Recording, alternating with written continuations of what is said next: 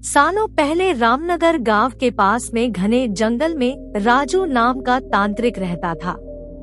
उसे अपनी विद्या और ज्ञान पर खूब घमंड था।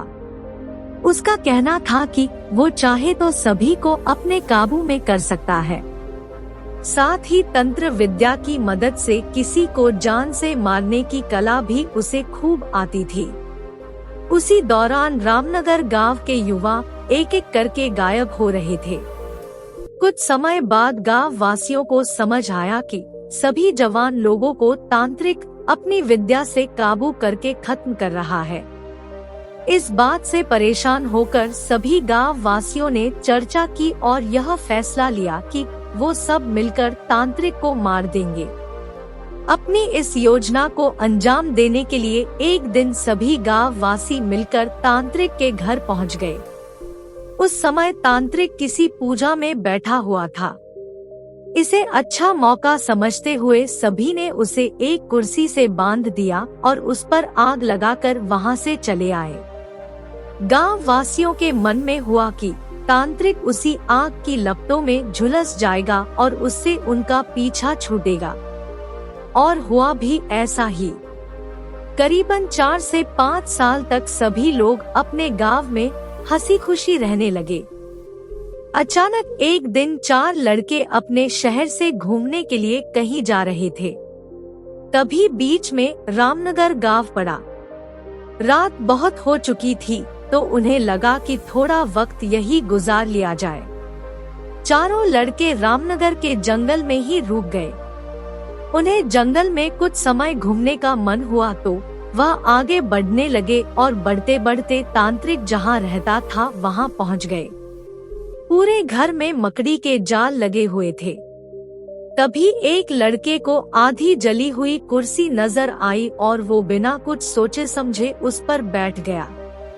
बैठते ही उसके अंदर तांत्रिक की आत्मा घुस गई।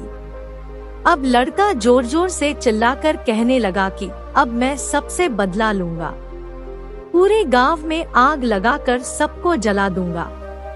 अपने दोस्त को इस तरह का बर्ताव करते देख अन्य 3 लड़के डर गए और वहां से गांव की तरफ बढ़ने लगे।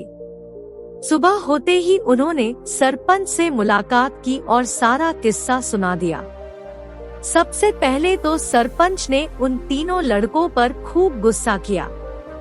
उन्होंने पूछा कि तुम लोगों को किसने कहा था वहां जाने के लिए? सरपंच को गुस्सा करते देख लड़कों ने कहा कि आप हमें माफ कर दीजिए, लेकिन हमें अपने दोस्त को बचाना है। कुछ तरकीब बताइए। थोड़ी देर सोचने के बाद सरपंच ने कहा, अगर वो लड़का कुर्सी से उठता है और खुद को आग लगा लेता है तो शायद तांत्रिक की आत्मा उसे छोड़ दे।